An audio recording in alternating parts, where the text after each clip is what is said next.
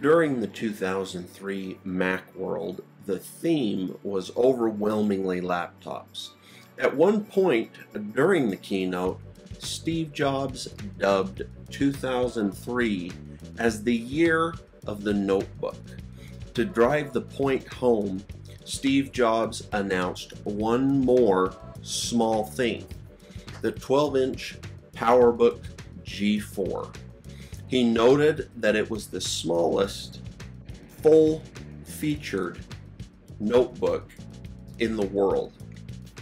I was browsing around the local classifieds recently, and I found an excellent condition PowerBook G4 12-inch.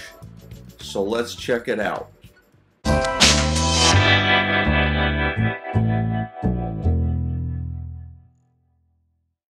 Before we get started though, please take a minute, hit that subscribe button below. It really helps me out, it means a lot to me. Alright, let's take a look at this beautiful little PowerBook. Now, first thing, I can't believe how good a condition this thing is.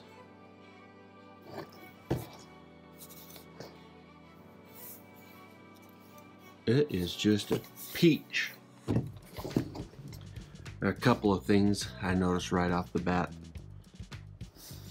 Battery doesn't hold a charge, and I have searched for replacement batteries and I can't find any for less than like 150 bucks. So if you know of any batteries for the PowerBook G4 12-inch, post them in the comments below because I would like one.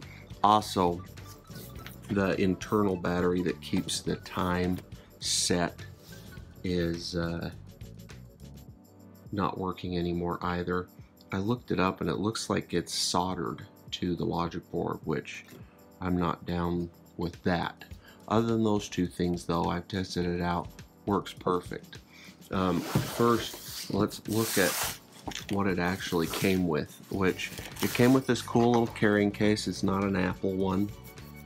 It's compact, but it's perfect size.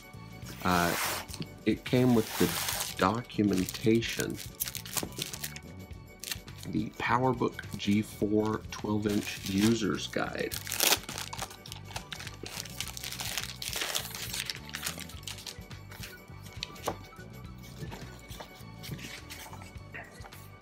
Apple keyboard and your 1-year warranty and all the good things in here to learn about using your brand new PowerBook.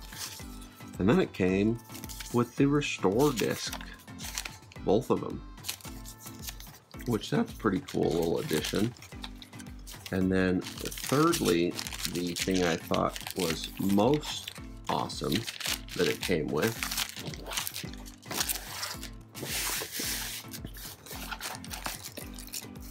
it came with 3 Apple power bricks. 1, 2, and the third one is plugged in. How often do you get that? That's pretty cool. Anyway,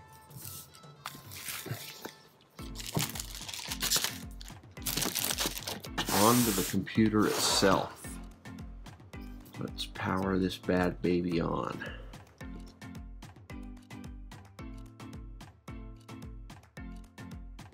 This one has 10.4 installed on it, which is cool because then we can use classic mode.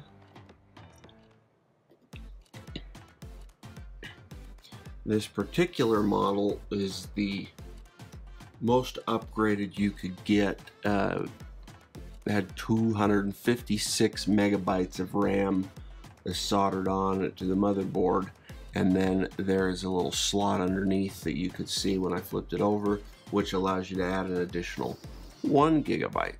And it has a 1.5 gigahertz PowerPC G4. Zoom in so you can see the specs there. Now looking at more specs. This one has, took me a minute to remember where the hard drive was. This one has a whopping 100 gigabyte hard drive, which was big back in 2003. This one does also have the optional Airport Extreme wireless card, which was a $99 option that you self-installed at launch if you wanted it.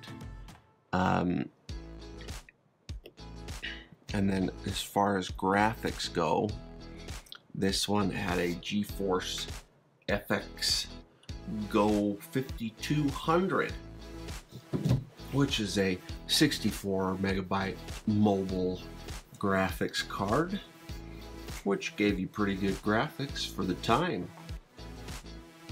Now, the one thing I wanted to do on this before wrapping up the video, believe it or not, you guys are going to think I'm nuts. I have never played Halo. So I bought a copy of Halo for the Mac. As you can see here,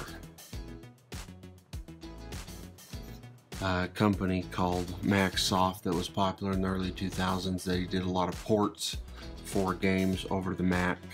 I figured what better way to initiate me into the Halo club than to play it on this Power Mac. I can't game using a trackpad, so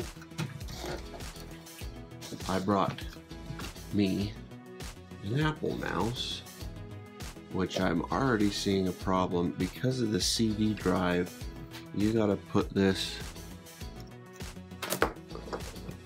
all the way over here, and that's not going to give me any room to do anything.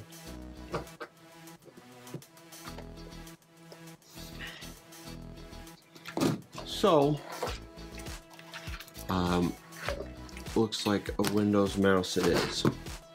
Good old Lenovo mouse that is appropriately labeled Mac Pro.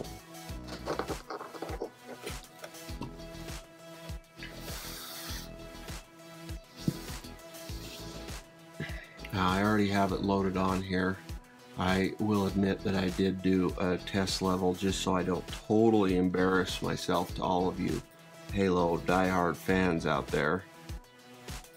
And the cool thing is once it's installed, you don't need the CD.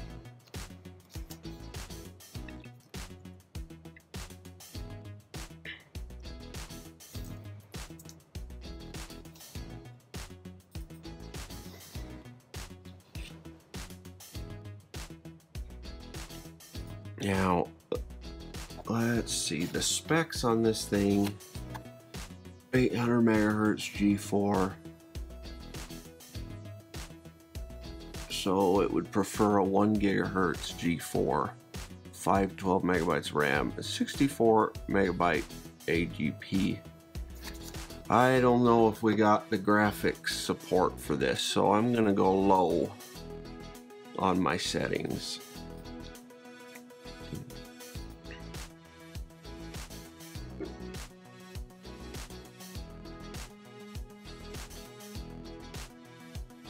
It's got a really good LCD for the time.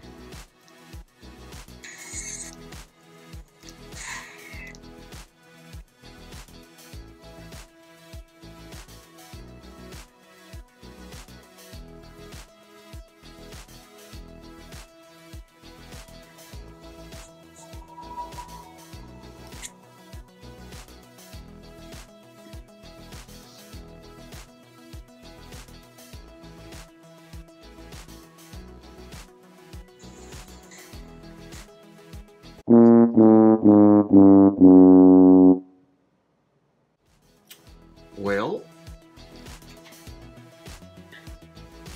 that was short-lived.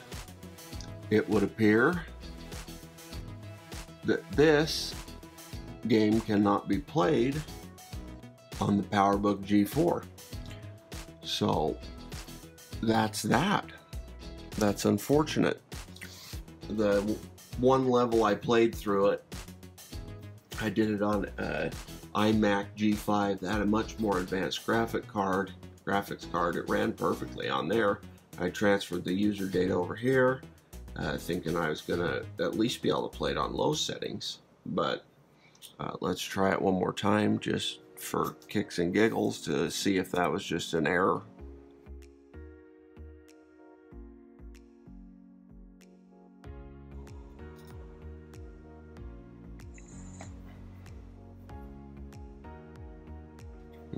It just does not want to play.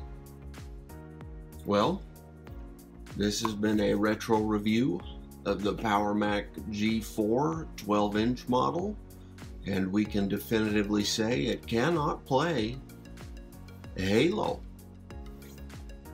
We'll see you next time. Thanks a ton for watching. Really means a lot to me. To see more of my videos, make sure to click that subscribe button and turn on those notifications. I'm going to be posting new videos every Monday, so if there's a specific topic that you'd like me to cover, make sure that you leave it in the comments below. That's it for now. Appreciate it. Look forward to seeing you next video.